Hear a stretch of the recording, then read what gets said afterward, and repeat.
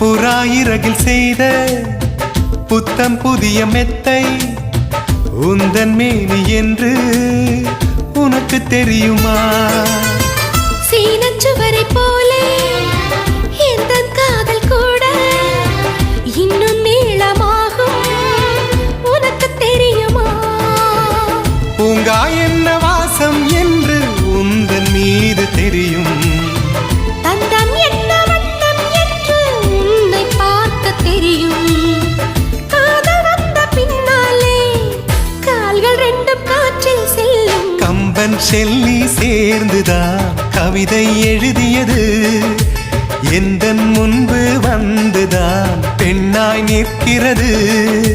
பெண்ணே நீயும் பெண்ணா? பெண்ணாகிய ஓவியம் ரெண்டே ரெண்டு கண்ணா, ஒவ்வொன்றும் காவி